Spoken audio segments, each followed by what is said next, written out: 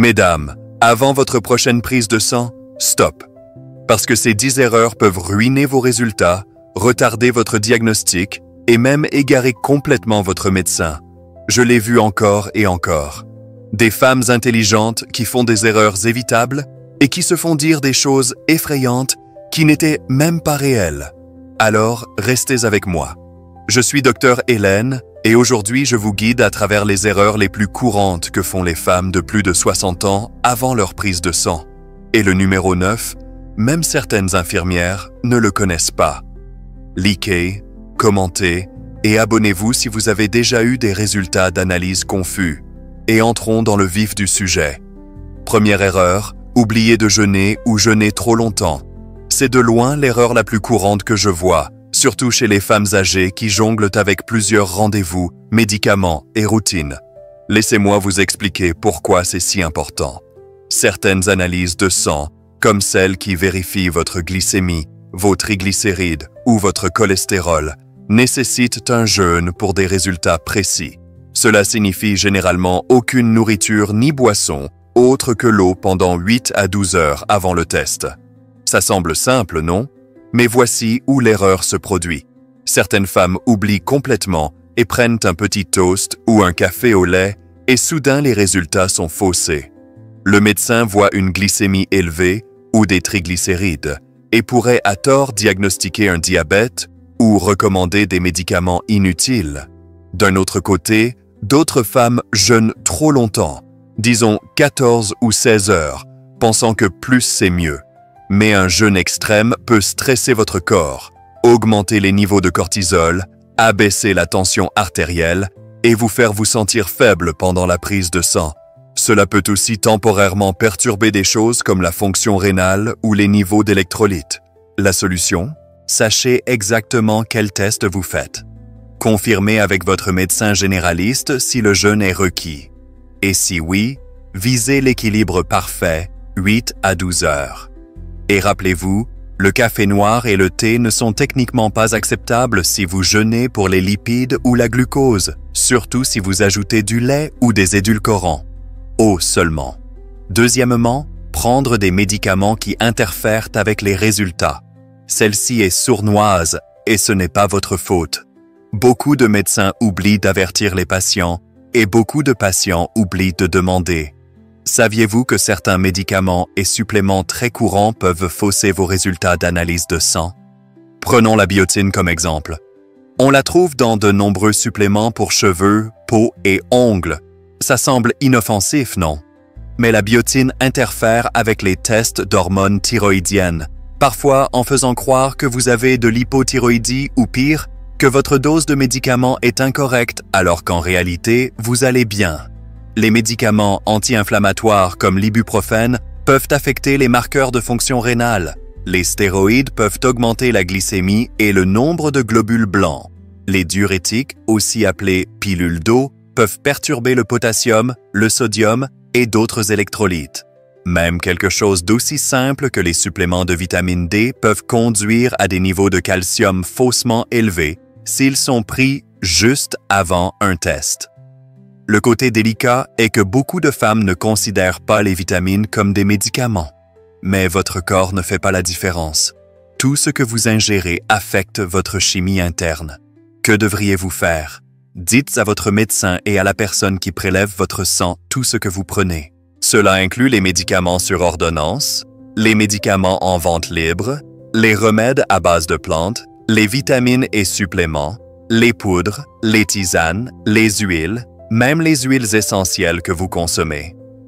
Dans certains cas, vous pourriez avoir besoin de suspendre certains suppléments 24 à 72 heures avant le test. Demandez toujours d'abord. Ne devinez pas.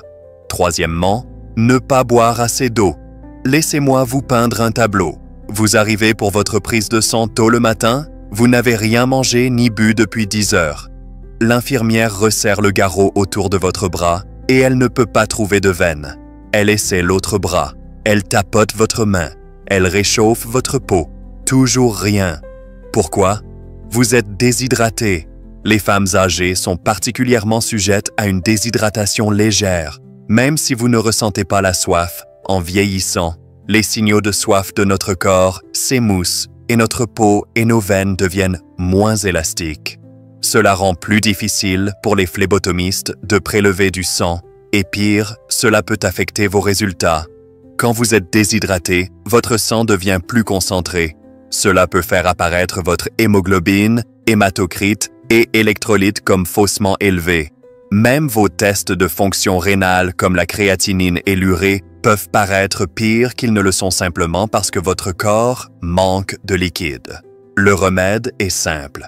À moins que votre médecin ne vous ait dit de vous abstenir de liquide, ce qui est très rare, vous devriez boire 1 à 2 verres d'eau environ 1 heure avant votre test. Pas trop. Vous ne voulez pas surcharger votre vessie, mais juste assez pour réhydrater votre système et faire gonfler ses veines. Et oui, eau seulement, pas de jus, pas de café, juste de la bonne eau pure. Quatrièmement, faire de l'exercice intensif la veille. Oui, l'exercice est bon. Je veux que tous mes patients seniors bougent leur corps quotidiennement. Mais ce que je ne veux pas, c'est que vous fassiez une séance complète de musculation la veille de votre prise de sang. Pourquoi? Parce que quand vous faites de l'exercice intense, surtout avec de la musculation, vous causez de petites déchirures dans vos muscles.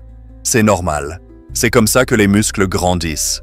Mais cela augmente aussi certains marqueurs dans votre sang, surtout la créatine kinase, CK, les enzymes hépatiques, comme la LAT, même la lactate déshydrogénase, LDH. Si nous testons votre fonction hépatique, des problèmes cardiaques ou une maladie musculaire, ces marqueurs pourraient lever des drapeaux rouges qui ne sont pas réels, juste votre corps qui récupère de l'entraînement d'hier.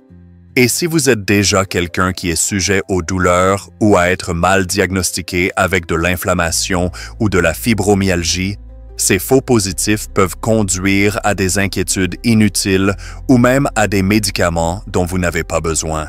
Alors, qu'est-ce qui est sûr? La marche douce, les étirements légers, le yoga et autres activités de faible intensité. Mais évitez la musculation, les longues randonnées ou toute activité intense pendant au moins 24 à 48 heures avant votre test, surtout si vous faites vérifier les marqueurs hépatiques, musculaires ou inflammatoires.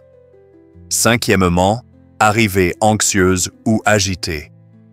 Maintenant, parlons de quelque chose qui n'apparaît pas dans les instructions de test, mais qui affecte absolument vos résultats. Votre état émotionnel. Quand vous arrivez à la clinique précipité, stressé ou essoufflé, votre corps est dans un mini-mode combat ou fuite qui déclenche la libération d'adrénaline et de cortisol, ce qui peut temporairement augmenter votre glycémie, élever légèrement votre tension artérielle, modifier votre numération de globules blancs, même impacter les niveaux thyroïdiens ou le rythme cardiaque. J'ai eu une patiente qui est arrivée en courant à la clinique en retard, agitée par le trafic et inquiète d'être piquée avec une aiguille. Ses résultats montraient un cortisol et une glycémie élevés. Une semaine plus tard, même test, environnement calme. Tout était revenu à la normale. Si vous allez prendre le temps et l'effort de vous faire tester, faites-le bien. Arrivez en avance. Asseyez-vous tranquillement pendant 10 à 15 minutes avant la prise. Respirez profondément. Ne scrollez pas sur votre téléphone en lisant des nouvelles de santé effrayantes. Laissez votre corps se reposer. Pensez-y comme calibrer une balance. Vous voulez peser votre corps et votre sang au niveau de base, pas en mode panique. Sixièmement, ne pas demander quel test nécessite une préparation spéciale. Beaucoup de femmes seniors supposent que toutes les analyses de sang sont les mêmes, que vous retroussez juste votre manche, vous faites prélever le sang et vous attendez les résultats. Mais laissez-moi vous dire, certains tests nécessitent un timing très spécifique, une préparation ou des ajustements de médicaments, et sauter ces étapes peut complètement invalider les résultats. Décomposons quelques exemples. Glycémie à jeun ou lipides, oui, vous devez jeûner. Niveau d'hormones thyroïdiennes, pas besoin de jeûner, mais l'heure de la journée compte. Mieux prélever tôt le matin. Étude du fer, mieux le matin et idéalement pas juste après avoir pris un supplément de fer.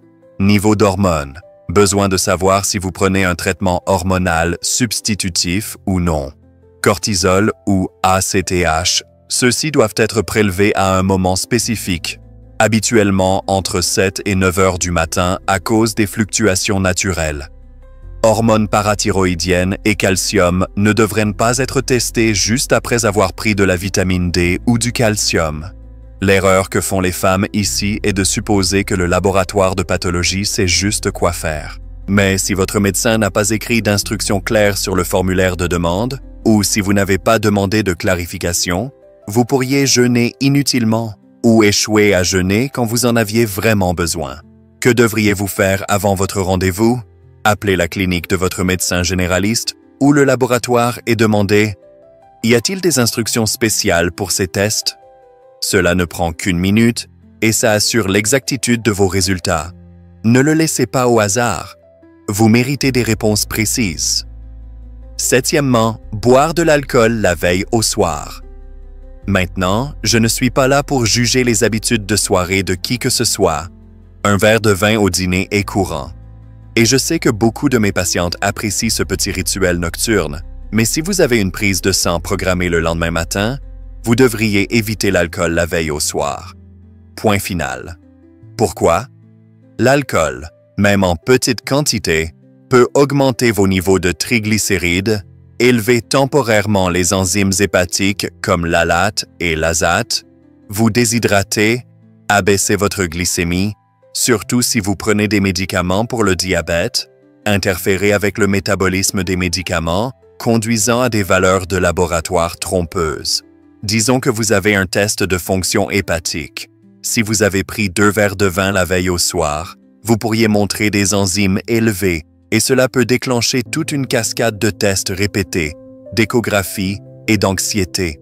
Encore pire, si vous êtes dépisté pour le syndrome métabolique, ce verre de vin pourrait faire paraître votre glycémie et vos lipides pire qu'ils ne le sont réellement. Ma recommandation, évitez l'alcool pendant au moins 24 heures avant votre prise de sang et idéalement 48 si vous pouvez. C'est un petit sacrifice à faire pour vous assurer d'obtenir des résultats propres et honnêtes qui reflètent votre vraie santé. Pas une indulgence de fin de soirée. Huitièmement, portez des manches serrées ou des vêtements difficiles à enlever. Vous pourriez ne pas penser que vos choix de mode comptent lors d'une prise de sang. Mais croyez-moi, ils comptent. Quand je travaillais dans les cliniques, je le voyais tout le temps. Des femmes en chemisier à manches longues avec des poignets serrés ou des cardigans superposés sur des cols roulés qui luttaient pour exposer leurs bras. Certaines devaient même se déshabiller complètement sur la petite chaise de phlébotomie. D'autres retroussaient leurs manches, si serrées que cela coupait la circulation. Cela cause des retards. Cela augmente l'anxiété. Et parfois, cela limite quel bras peut être utilisé, surtout si vous avez froid ou êtes restreinte. Le phlébotomiste a besoin d'un accès facile à la zone du coude interne, la fosse antécubitale. C'est là que sont généralement les meilleures veines. Et si nous ne pouvons pas accéder facilement à cet endroit, cela peut résulter en une prise douloureuse ou plusieurs piqûres. Mon conseil, portez un haut à manches courtes ample ou un cardigan qui s'ouvre devant. Assurez-vous que votre tenue permette un accès rapide et facile aux 2 bras. Vêtements confortables égale expérience plus fluide égale résultat plus rapide. Neuvièmement, ne pas mentionner la ménopause ou le traitement hormonal. Celle-ci est souvent négligée, même par le personnel médical. Votre statut hormonal affecte vos résultats d'analyse de sang plus que la plupart des femmes ne le réalisent, surtout en vieillissant. Si vous êtes post-ménopausé ou si vous prenez un traitement hormonal substitutif, THS, il est essentiel que votre médecin et le laboratoire connaissent cette information. Voici pourquoi. La thérapie œstrogénique affecte les niveaux de cholestérol. Les femmes sous THS montrent souvent un HDL plus élevé, bon cholestérol, et un LDL plus bas. Mais si ce n'est pas noté, un médecin pourrait penser que vos résultats sont inhabituellement bons ou penser que votre médicament fonctionne quand ce sont vraiment les hormones qui font le travail. Vos niveaux de FSH et LH utilisés pour évaluer la ménopause ou la fertilité signifient des choses très différentes selon que vous prenez des hormones ou non. Même les tests de fonction thyroïdienne peuvent être légèrement affectés par les niveaux d'œstrogène à cause de la façon dont se comportent les protéines de liaison thyroïdienne. J'ai eu une patiente qui a été référée à un endocrinologue pour des niveaux d'œstrogène anormaux seulement pour réaliser plus tard qu'elle portait encore un patch d'œstrogène transdermique que le laboratoire ne connaissait pas. Alors, mentionnez toujours si vous avez traversé la ménopause, si vous prenez un THS, si vous avez récemment arrêté le THS, si vous utilisez des patchs, crèmes ou pilules avec œstrogène ou progestérone, même si vous pensez que c'est irrelevant, il vaut mieux donner l'image complète. Votre analyse de sang n'existe pas dans le vide. Le contexte est tout. 10e, partir juste après la prise sans vérifier. Vous avez été piqué. Les flacons sont remplis et vous êtes prête à partir. Mais attendez, c'est là que beaucoup d'erreurs se produisent. Trop de femmes partent sans confirmer quelques détails clés. Les bons tests ont-ils été prélevés?